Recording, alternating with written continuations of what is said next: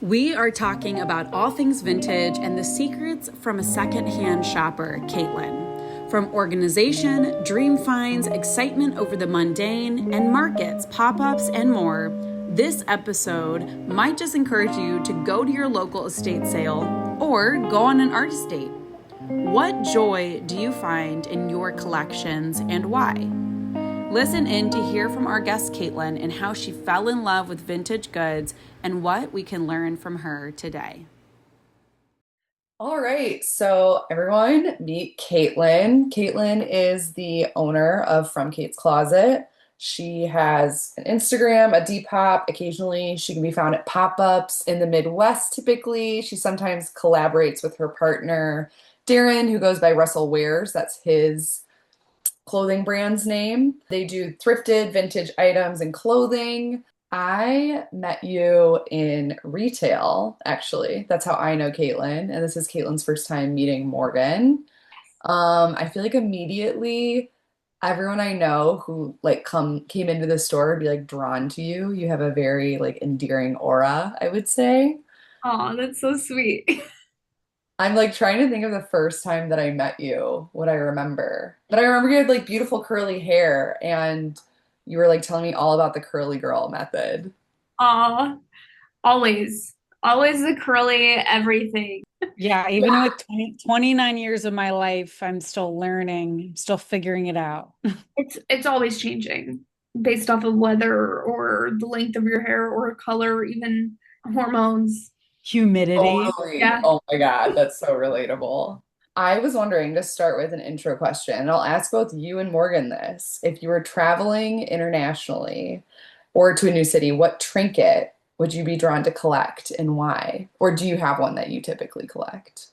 Um, I really like to get something like a local art piece. When I went to Iceland, I bought a handmade sweater just because it's kind of like their thing, the wool. Yeah, something handmade or, locally made. I try not to stay away from like super touristy stuff just because I'm sure everybody gets that.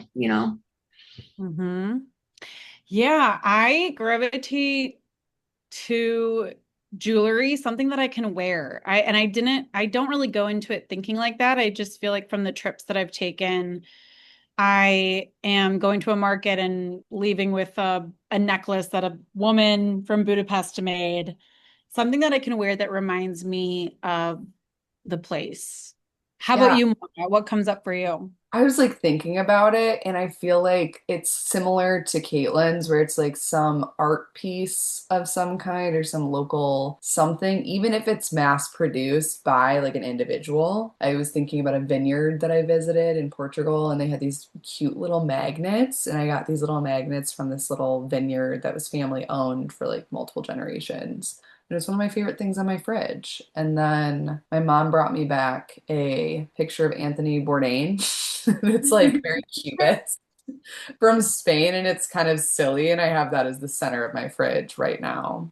A question that pops up for me for you, Caitlin, is can you trace back to when you first got into thrifting or maybe vintage, or like can you trace that back to a time in your life or even an age? Yeah. Yeah, tell us about it. Tell us the origin story. So I started getting into thrifting via YouTube and watching like a bunch of fashion YouTubers and in like middle school. And I would drag my mom to the thrift store and my mom just hates it. She just hates it so much. She does not she feels dirty there and whatever. I remember like the like Tumblr girl like studded shorts trend where you would like put studs on your shorts and you would like rip them up and so that's kind of what got me into it and I was really into making things my own and having something different than everybody else and I figured that like thrifting was the easiest way to do it. I knew if my mom was paying for full price for pants, she would be highly upset with me for cutting them up.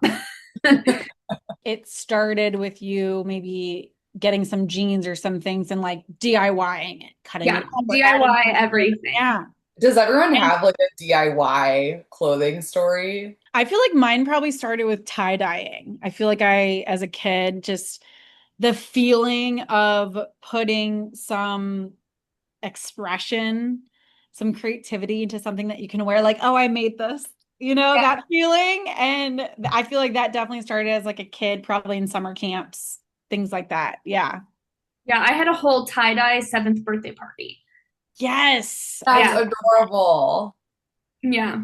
I've been into it since like birth, I feel like. yeah. Do you do other things DIY in your life?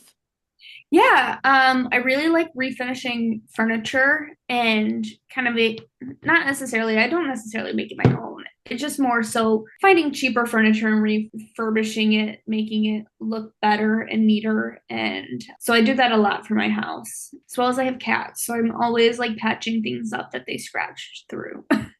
Yes, it reminds me of how you're bringing a new sense of life into something that was once so loved and giving it even a continued life. I actually was just in a workshop last night, Mending Matters through Lava Lamp Lounge. We host online workshops every month, and so it was a workshop that I taught. But it got me into the history of mending, and I started going down a little bit of a rabbit hole. And something that I found so fascinating that connects, I feel like, to this theme so clearly is just this idea of, and this truth of just like fast fashion and these trends coming and going and the new and the buying more of. Back in the day, teaching mending in schools was common, like boys and girls, like everyone had these skills of mending and repairing and refinishing and refurnishing so that these objects could have a continued life and continue to like last and be appreciated and not just be thrown away. So that's something when you were talking about that made me think of that there's so much power into just using secondhand items. Yeah, I agree. I think there's also so much story, just to add to what you were saying, Morgan, when you're choosing to upcycle an item or make it your own, it becomes like unique in its own way. And then it has like this continued history, right? Because I think that sometimes that's what people love when they're thrifting and collecting and refurbishing furniture is like you get to have this object that already has a history or stories attached to it. Yeah, I love thinking about, especially when I go estate sailing, I love thinking about like who lived here, who collected these things, and um, I go to so many like cool ones, and they're very, some people have their niche, and you're like, wow. I went to one where the lady like clearly was a clown, and she had a whole clown closet, and it's just so funny thinking about like, oh, this person, has a very different world than I do. And was this just in a suburban neighborhood in Metro Detroit? Yeah, yeah, in Troy. Like a secret, I love to think about that, like a secret clown closet. Like one of my neighbors, I think we all like look at Pinterest and Instagram nowadays, and everything can look very like beige, very the same. And like I love to imagine that like there's these secret pockets of creativity happening in other people's houses and getting to peek Oh in yeah, on that when happening in a state yeah, sale. And how that is done through collections. I feel like who you are as a collector, like what you gravitate towards, what you collect, what you curate. In my mind, I feel like it's such a reflection of that person's identity, even like secret identity. And that excites me. Do you have certain collections like of specific things that you look out for? my biggest collection is matchboxes, matchbooks. I try to get them everywhere that I go. Like honestly, I started collecting because the shop that I managed for a long time had matchboxes that we would give out with all of our candle sales. And I thought that was really cool. And we would do different versions of them for like the holidays. And it kind of was, people come in and collect all of our different types of matchboxes. And, I had some from before then, and I thought it was just so cool how people would get excited if we had a new one. And then I just kind of from there started looking for like local restaurants or like even Arby's. I have an Arby's one and I have a Kroger one and Kmart and just those types of things. And it's so funny to think about that there was a time that these places handed out matchboxes. And so that's like my biggest collection. I feel like my whole life is collecting things. Like there's certain things that I look for the shop specifically, and it's because I love them, but I can't keep everything. My boyfriend Darren, he collects specifically this one vintage leather sports jacket, and he gets every single sport. He won't sell them. He doesn't wear them. We just have a whole rack in our basement of just the sports jackets. Similar to Darren, do you actually use the matches that you collect? So if I have multiples, I will. I don't touch the ones that are in good condition. I don't want to ruin them. And where do you store them? Is it a big glass jar? Do you have bags of them? Yeah, so right now I have a cigar case and then I have a big bowl, but they're both overflowing. I don't want to put them in a frame and put anything sticky or anything on them. Hmm. So I'm trying to make like a frame with shelves that they can kind of sit and lean on instead of being like stuck in there because I don't want to ever ruin them. Yeah. I have a collection of Arizona tea cans, and it started when I was in middle school. And I even have like one that is all purple and has Shaq on it, like the basketball player, like just really random ones. And so I always am on the lookout for new Arizona tea cans, but I just have a big of them in my parents' basement. And I have this vision of like one day I'll create a display of all these cans. Yeah. And my dad and his brothers collected beer cans and all different types of beer cans throughout their whole, like they, as a child, they would find them, in a park and bring it home, an empty beer can. And then as they continue to grow up, so my grandpa had displayed in his basement all these old beer cans. So I think it's an interesting conversation to be like, oh, what do you collect? But then also storage. Like, do you display it? How do you display it? Do you just hoard it? It's a very fun question. Okay, so I collect something strange and it's apricot pits.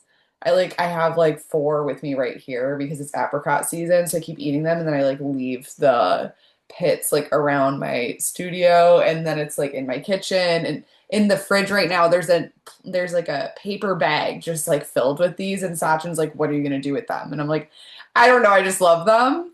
And like I have a couple from like last year, a couple years ago that are like next to my bed. People will like wear my coats and find them in the like pockets. It's very bizarre. I could not tell you what I like about it other than like they have a tiny little seed in them when they're dried out and you can like shake them and they're like my own little natural ADHD toy and I love them. Oh, I love that. Apricot pits. Yeah. I had the same thing, Maura, with poppy seeds. I nannied this family and they lived next to a poppy farm. And the seeds create like when the flower dries out, it creates this like casing and it has seeds in it, like the poppy seeds, and you can shake it like an instrument. And I just started collecting those. And then when I moved away from there, I was like, what do I do with these? I gave them to friends and like said goodbye. But I love that little, like even in nature, collecting these little things. Morgan, if you're not careful, they're gonna raid your house and think you're doing something very dangerous with I know. those seeds. Trust me, I'm careful. I'm making sure no one knows where my poppy seeds are. In the collage art world, it's always a conversation of collage artists, and I'm sure just artists, but like being on that fine line of hoarder and collector, and then how do you store? Do you have a process for storing, or do you have a system to the madness for just like storing the things before you sell them or use them? Yeah. So we are really lucky. We live in a house, so we have a basement. And our basement is all racks and racks and racks and racks. We try to keep as best as possible organized. We're at least organized men's and women's, and then homeware like on the shelf.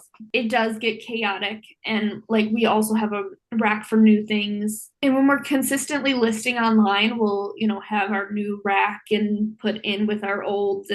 But I will be completely honest, we're horrible at listing online. We prefer in-person interactions and we do a lot of pop-ups, and when we do pop-ups we get more disorganized because we're, you know, breaking down our racks to take to places and taking things off. And I think about like every couple months we go through and try to reorganize and see if there's anything that, you know, hasn't been hung up yet, or but we try our best.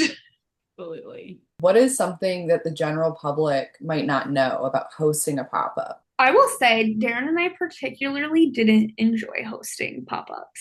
We got so anxious about it, about people showing up, about our vendors like making money. And I think we had one really successful one and one that just kind of was okay, you know? And I remember just each time like kind of feeling so bad after it, like thinking, oh, I hope everybody did okay. Like, and I hope they didn't waste their money. I hope, you know, shouldn't be the case. Like, obviously, kind of everybody signs up for it, and you know, you win some, you lose some, but it takes a lot of effort to even just get people to show up. It's just getting people to show up. Like, you can advertise all you want, you can do your best, and you're still not guaranteed shoppers or Yeah, I've hosted a lot of different types of events, vending events. There's a lot of work in terms of all of it, you know, marketing, advertising, communicating, setting expectations, price pointing, you know, all of just there's so many layers to it. I'm grateful to have a collaborative person, Lindsay Chula, who runs Mystic Market, who I work with to split up different tasks. But yeah, there is a lot that goes into it. And you always want your vendors to feel secure when they leave that event. So even, and every vendor's experience is so different, right? So someone could sell out and have the best market of their life and make thousands of dollars. Some people can walk away selling only a couple things or one thing or nothing. And I've been on, you know, that end as well.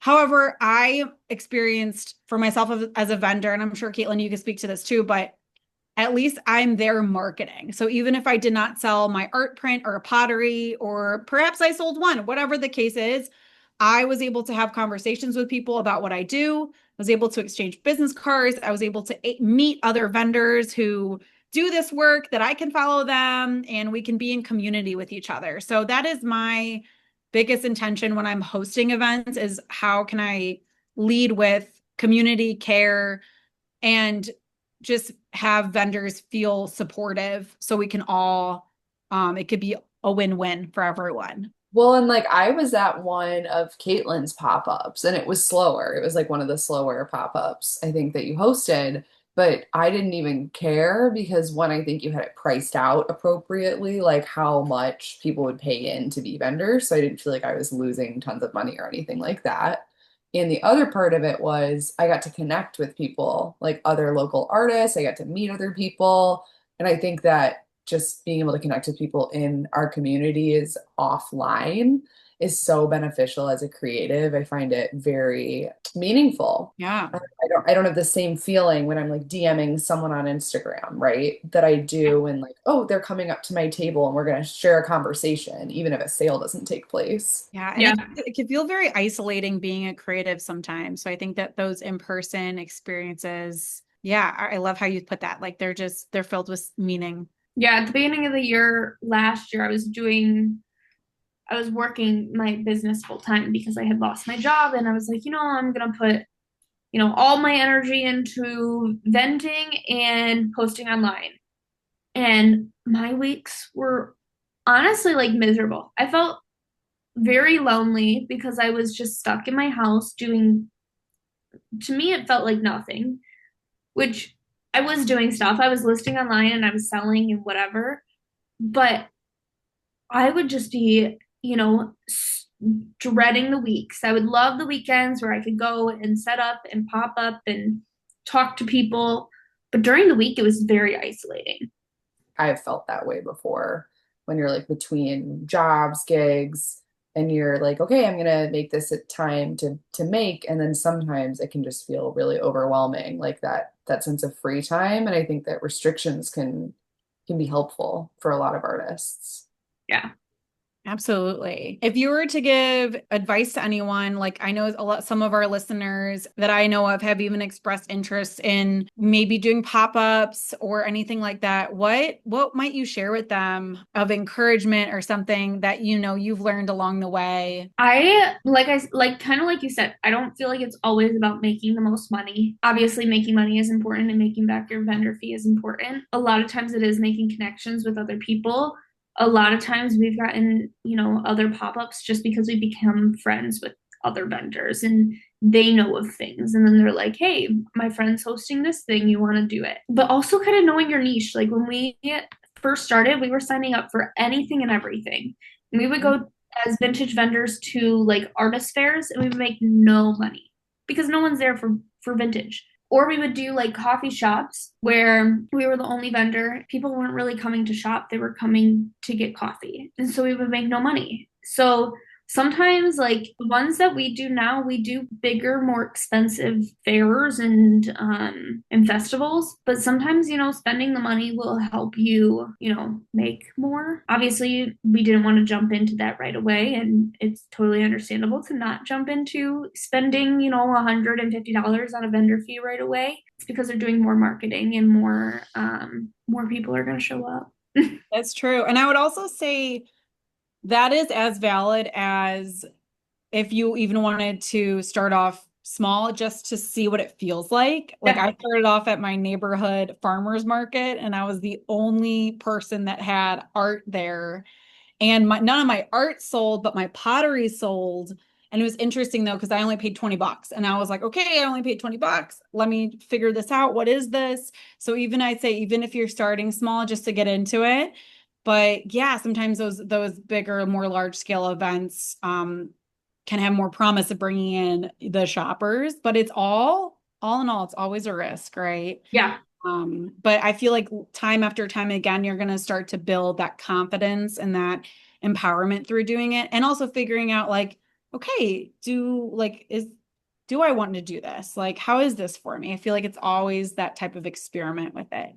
Yeah. And I want to get into the conversation too of thrifting and vintage. I know that you are like, oh, I love a good, as Maura put it, thrift unicorn. I was curious, yeah, what is your thrift unicorn? Something that you're always hunting for, but can never find.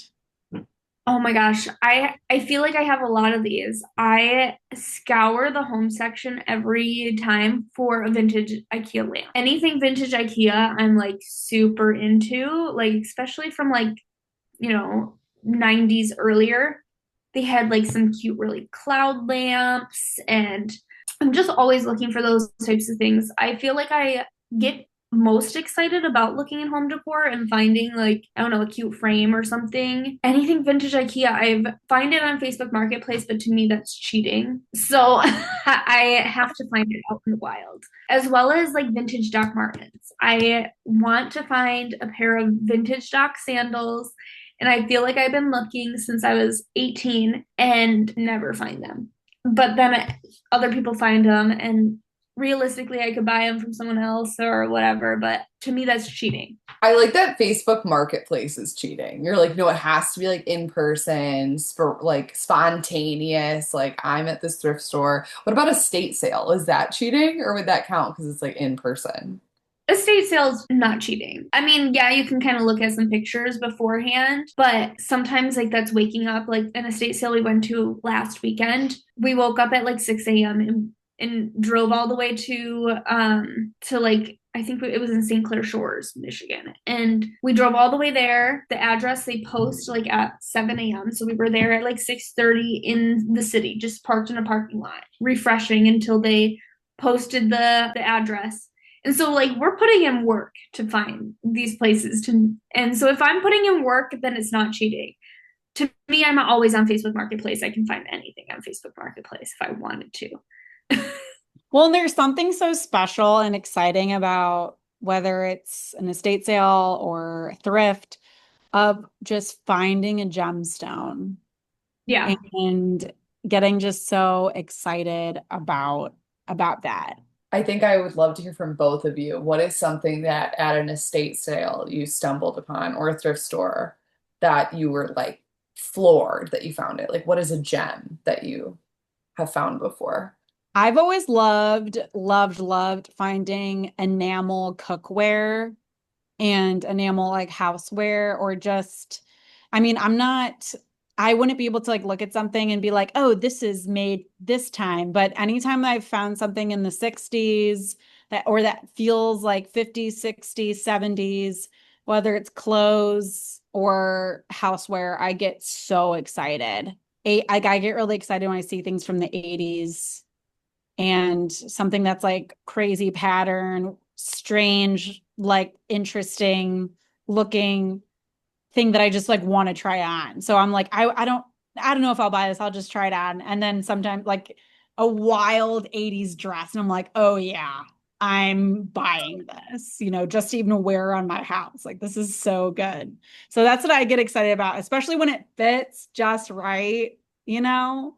Yeah. No, no better feeling. How about you, How Caitlin? about, yeah. I have certain brands and like anything that's Coca-Cola, I get extremely excited about. I love vintage Coca-Cola, anything, or like anything true vintage. If it's true vintage, which is means that it's like 80s and earlier, it's very exciting. Like it's really hard to find nowadays, honestly. And a lot of times like vintage stores already have those things or and they're already priced up pretty high. So anytime I find them, especially at an estate sale, I went to actually a garage sale and this lady had like a whole row of vintage Hawaiian dresses. And vintage Hawaiian is probably my favorite. Like 70, 60s, 70s Hawaiian dresses are my like everything to me.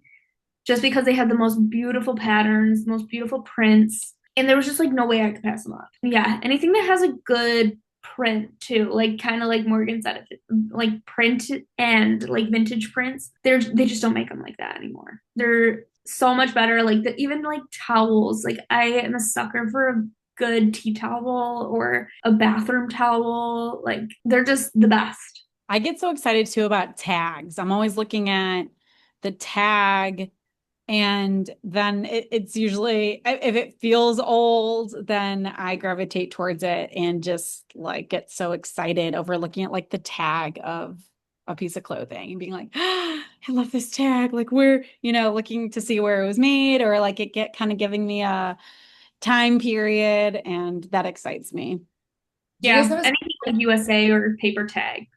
Do either of you have a specific decade that you gravitate towards for furniture and clothing? I know that you were saying Morgan 50s, 60s. What about you, Caitlin? I would say 60s, 70s, like a mid-century and space age. Space age. I've never heard that term before, but I can picture exactly what you're describing. It's a lot of like primary colors, like all of the like funky shaped plastic chairs. Like even like you can't even see the globe.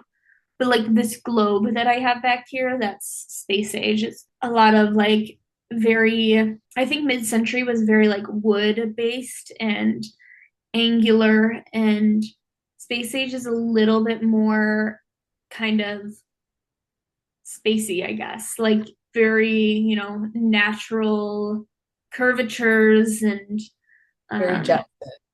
yes, but like in the most like bright, crazy colors. I'm also wondering, what is the weirdest thing you've ever sold or almost sold? Honestly, like I feel like I sell a lot of strange things because I pick up a lot of strange things. I have this one memory of selling at a garage sale. My parents and I just had a garage sale, and around that time we had inherited a lot of my aunt's things, and she had a poodle lamp. It was like a poodle statue, and then it was like a lamp. And I remember this lady getting so excited about this poodle lamp, and I knew it was good. I was like, this is good, but it's gonna take that right person to pick it up and to like love it. But that's just the one that specifically like sticks out to me. I love that. I feel like there's always something for someone. And even when I've had interesting art that I'm like, why isn't this selling? Even if it's 5 years later, someone's like, oh, this was made for me. And I'm like, yes, like it's gonna find that person. Yeah. What do you feel like that item is for you? I am a sucker for anything with a cat on it. So if someone has like a cat sweater that it could be the ugliest thing ever, I'll probably buy it. Or the ugliest cat mug, like I'll probably buy it. I'm not even like a plushy person, but someone was selling crocheted like cats. And I was like, yeah, I need that. To me, like I'm not like someone that would pick that up normally. It just calls to me. Cats, anything calls to me. And my boyfriend is like, you can't make cats your entire personality. Darren, no, you can do whatever you want. You can make cats your personality. How about you, Morgan? Is there an object that you're like, when I see it, I gotta have it? Oh, I've been really loving lately different colored glass, if that makes sense. So like loving like the depression wear like pink glass. Like whenever I see something like that, I'm like, ooh, what is this? Like candles. I have Darden's our teacher from school. I have her mom's pink depression wear candlesticks. Like so Beautiful. things like that. Yeah, so I really gravitate towards that. And then loud patterns. I think mine is tiny cookware. Like, I love hyper specific things to cook with. Mm. And it's getting to be a problem. Like, Caitlyn was in my kitchen last week, and I've already like overstuffed my kitchen with like very specific things for very specific reasons. I don't Like, think you can have too much. you would say that though. Like I was saying that I need to like pare down things, and Caitlin was like, Maura, this is not even like this is nothing when she was here. But I love a tiny spoon so much. Although right now we actually have one that got wedged in our disposal. And I like had to take our disposal apart over the weekend because like one of my tiny spoons got stuck in there. And I was not successful. It is still in there, and we did have to call a plumber. So it's not all good to collect these tiny cookware. Sometimes it's problematic in your disposal. Everyone be careful with your disposals. I also had to replace my garbage disposal this year, so I get it. No, I hope I don't have to replace it. I don't claim that. I No, just no, no, no. I'll knock on wood for you. yeah, knock on wood that my disposal does not need to be replaced. Hey, listeners, thank you for listening in to Live in the Lounge Conversations with Creatives. This podcast is brought to you by the free art community, Lava Lamp Lounge. You can learn more about Lava Lamp Lounge in our show notes. Subscribe to us on Substack, follow us on Instagram, and join our Monday night sessions on Zoom that are always available for you and always free. That includes a slow making session, a co-working session with creatives, and right afterwards, it's a support group for creatives, for artists. So check those out, explore the show notes, and if you liked today's episode, please share it with a friend and listen in to more. Thanks for being here. I was actually wondering if we could play a little game. I curated a Would You Rather thrift edition for us to play, and I thought I would surprise you guys with it because if you saw the questions ahead of time, then you couldn't have an automatic answer. Let's Okay. So to finish off this podcast, we'll play a little Would You Rather game. So, would you rather thrift only clothes for a year or furniture? Does furniture include like plates and stuff? Yes. Okay. Then yeah, homeware. I'd say clothes because I currently don't have a home. You're like, why? Yeah, you're like more objects to move. Yeah. Mine would probably be furniture also. I mean, I think that's my favorite section of every thrift store. And if I were going to more estate sales, I'd be looking for like vintage home pieces. Estate sale or thrift store? I've never been to an estate sale before. So I would say thrift store. However, I'd have to go to an estate sale to find out. Probably a estate sale. Yours is estate sale, Caitlin? Yeah, probably. I do go to more thrift stores just because they're easier and more convenient. But the rush of an estate sale, almost like you get like almost like an anxiety attack, but like a good one. From like all of the people rushing in, From the or people and like honestly I get so like in my head like am I gonna get this specific thing that I have saved on this photo that I see and like am I going to get to it fast enough? Am I gonna get the good stuff? But it's always like really like exciting at the end. I have never been to an estate sale either, but I feel like I would love it because I'm nosy. And like getting to go into someone's house and learn a lot about that person would be like worth it, even if I didn't find anything. So I should really be going to those. Yeah, I feel like we need to go to an estate sale. Yeah, I think we do. I think Morgan, you got to fix that. I think you got to go to an estate sale. Yeah. Thrift in a small town or a big city? Small town. Small town. I'm gonna say big city. I know. It's just because big city thrift stores, there's like unique ones you can go to, especially in Chicago that specialize and they're really well curated and I find that really exciting. But a small town I think is gonna have better objects probably.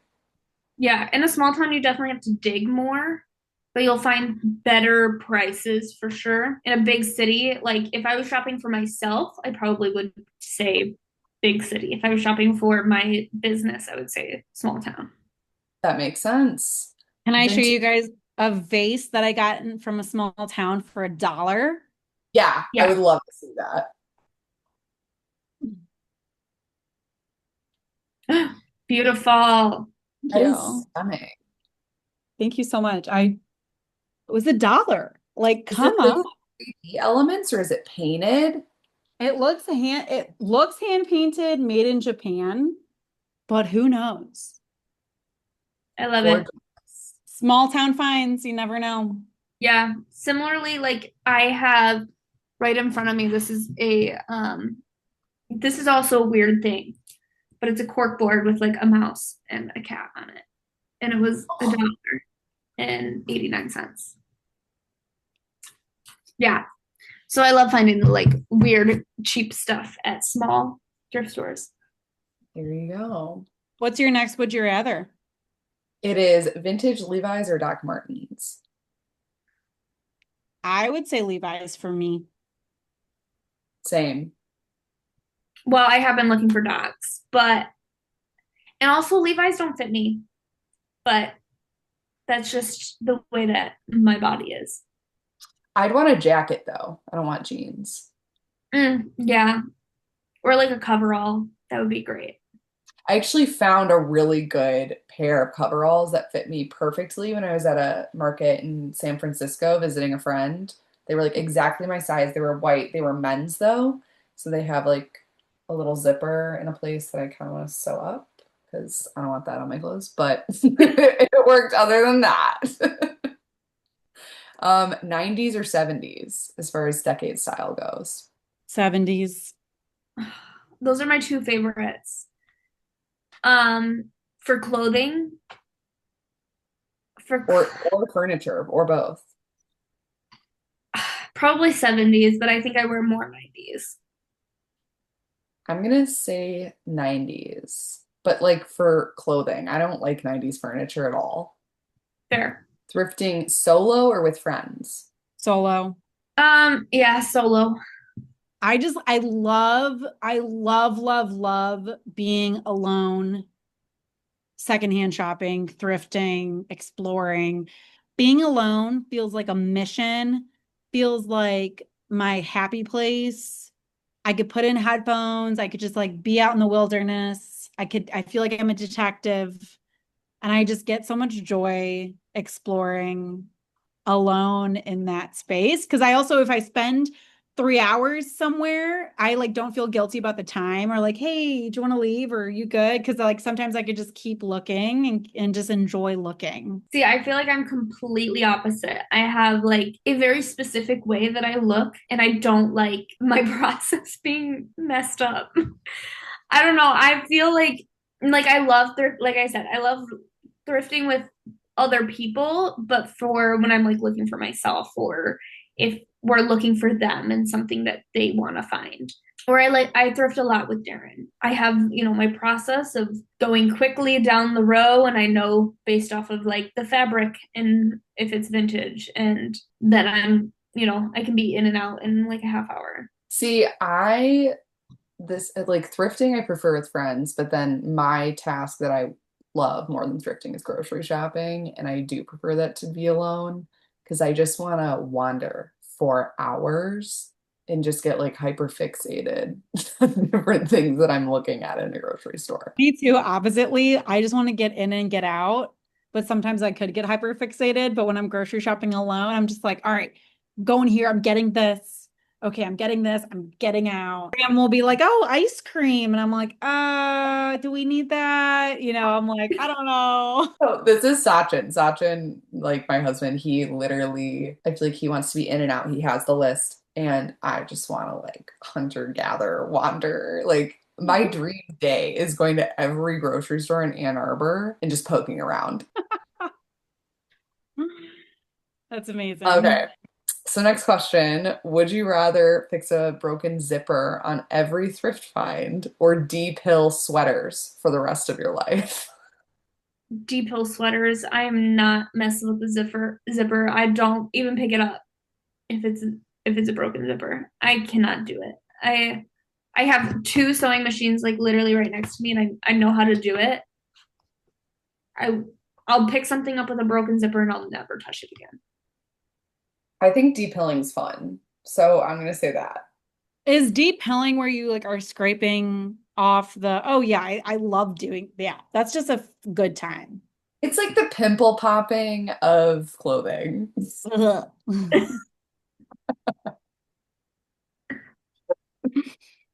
Oh my And God. then thrifted Halloween or Christmas themed items.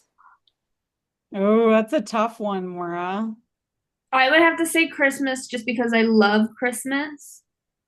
I love Halloween too, and I'm slowly doing more Halloween. But Christmas, I'll literally leave up from November through January. I would say I would say Christmas. I haven't done a lot of thrifting Halloween. Um, like I enjoy costume thrifting Halloween, like that type of thrifting. But Christmas for I found some really amazing old like Christmas glassware, like a glassware set with holly on it. And I just bought the whole thing for $5 and re-gifted it to my family members. And so we all have like our own holly glass, like little things like that. I feel like I have more meaningful memories around thrifting for Christmas, for gift giving, and for just, yeah, personal decoration. Sweet. What I Halloween. If I could find like I don't decorate for Halloween the way that I do for Christmas, but when I'm out and about, as far as like what I want to go look at, Halloween stuff, like it can get so creative. Mm-hmm. Whereas Christmas is much more, I feel like, tight. There's like a very specific theme, right? Whereas Halloween encompasses a lot more than horror, in my opinion. It's the most creative holiday. That's my opinion, at least. I love that. You can find Caitlyn and when she's reposting stuff on Instagram primarily and Depop, right?